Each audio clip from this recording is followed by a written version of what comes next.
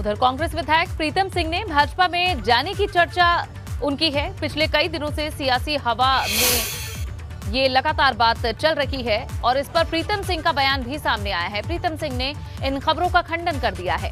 इसके साथ ही प्रीतम सिंह ने यह भी कहा है कि हाईकमान के सामने ये कहा गया कि गुटबाजी के चलते कांग्रेस की हार हुई है और गुटबाजी में मेरा नाम भी शामिल किया गया।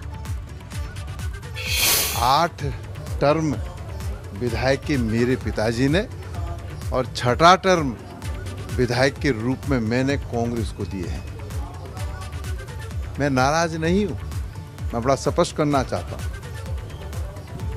लेकिन एक बात अपने राष्ट्रीय नेतृत्व से जरूर मैंने कही है, आग्रह किया सोनिया जी से, राहुल जी से कि जांच हो इस बात की कि जो ये राष्ट्रीय महासचिव केसी वेणुगोपाल जी ने और इस प्रदेश के प्रभारी देवेंद्र यादव ने कही कि गुटबाजी की वजह से कांग्रेस पराजित हुई है और उस गुटबाजी में मेरा नाम भी इंगित किया गया है। और मैं कहना चाहता हूं कि भाई जिस दिन से मैं अध्यक्ष बना उस दिन से लेकर आज तिथि तक मैंने अगर कांग्रेस को कमज़ोर करने वाला कोई बयान दिया हो या किसी नेता के विरुद्ध कोई सार्वजनिक बयान दिया हो या कांग्रेस के अधिकृत प्रत्याशी को हराने का काम किया हो, तो भाई अगर ये बात सिद्ध हो जाती है तो फिर राष्ट्रीय नेतृत्व जो कार्रवाई मुझ पर करना चाहे मैं उसको स्वीकार करने के लिए तैयार हूं। हरिद्वार के मनसा देवी मंदिर ट्रस्ट को लेकर अब सवाल उठ रहे हैं। निरंजनी अखाड़े के दावे से अलग आरटीआई में जानकारी मिली है कि मंदिर को फिलहाल कोई भी ट्रस्ट संचालित नहीं कर रहा है। ऐसे में सवाल ये है कि अगर ऐसा नहीं है तो फिर कई दशकों से मंदिर की देखरेख और व्यवस्थाएं संभाल कौन रहा है।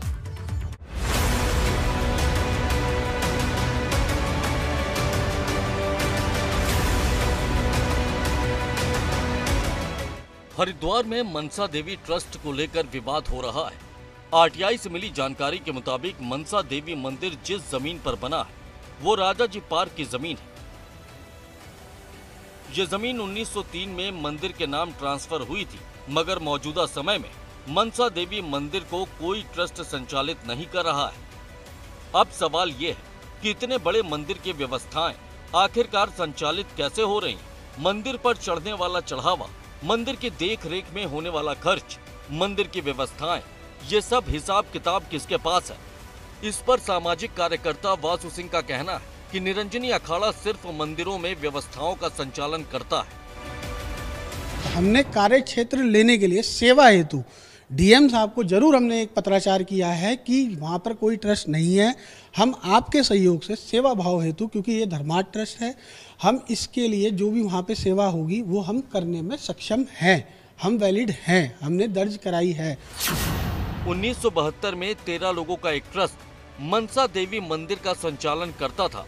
ये ट्रस्ट लखनऊ में रजिस्टर्ड करवाया गया था, मगर ट्रस्ट के सदस्यों की मौत के बाद से ट्रस्ट का नवीनीकरण नहीं हुआ, जिस वजह से मनसा देवी मंदिर को फिलहाल कोई भी ट्रस्ट संचालित नहीं करता है।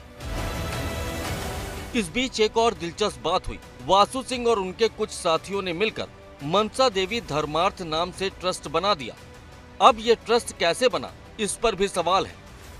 निरंजनी अखाड़े के अध्यक्ष रविंद्र पुरी भी इसे फर्जी ट्रस्ट बता रहे हैं। 16 फरवरी को वो ट्रस्ट इन्होंने हरिद्वार में रजिस्टर्ड किया। अब मुझे इस चीज से भी बहुत दुख होता है कि जो हमारे अधिकारी यहाँ पे है, रजिस्ट्रार जो है, रजिस्ट्रार साहब ने ये ट्रस्ट जो है कैसे रजिस्टर्ड किया, जबकि ट्रस्ट में क्या लिखा है, मनसा देवी मंदिर धर्मार्थ ट्रस्ट। भाई आप मनसा देवी नाम लिखते मुझे कोई दिक्कत नहीं थी, आपने मनसा देवी मंदिर के नाम का ट्रस्ट कैसे बनाया? मनसा देवी धर्मार्थ ट्रस्ट मामले में पुलिस ने वासु समेत 9 लोगों के खिलाफ मुकदमा दर्ज किया है, मगर वासु का कहना है कि उन्हें फंसाया गया है। हमारे ट्रस्ट के आज तक बैंक खाते नहीं खुले हैं, ना ही हमने आज तक कोई भी पर्चियां छपवाई हैं, ना हमारी रसीद बुक है, ना हमारा खाता है, तो हम अवैध वसूली किस आधार पे करेंगे? ये द्वेष भाव में इन्होंने हमारे खिलाफ मुकदमा दर्ज कराया है। हम अपना पक्ष रखेंगे, सत्य को हम सामने लेके आएंगे और मैं ये भी दावा कर सकता हूँ कि इनके पास ऐसा कोई सबूत नहीं हो सकता ट्रस्ट संचालन का जो कि ये पेश कर सके। जो वर्तमान में जो ट्रस्टीज हैं उनमें से किसी ने एक तहरीर दिया है कि मां मनसा देवी नाम से एक दूसरा ट्रस्ट कुछ लोगों ने बनाया हुआ है जो फर्जी है और उसको एग्जिस्ट नहीं करना चाहिए। तो उसमें हमने अभियोग पंजीकृत कर लिया है। अभियोग पंजीकृत करने के बाद जैसे फैक्ट आएंगे, फैक्ट के हिसाब कौन लोग इसमें इन्वॉल्व हैं, कौन सही कौन गलत, उसके बाद आगे कार्रवाई होगी। अब सवाल ये है कि आखिरकार इस मामले में असली सच्चाई क्या है। सवाल ये भी है कि ऐसा धार्मिक स्थान जिससे देश के करोड़ों लोगों की आस्था जुड़ी है, वहां पर क्या इस तरह का विवाद होना चाहिए? एबीपी गंगा के लिए पंकज राणा की रिपोर्ट।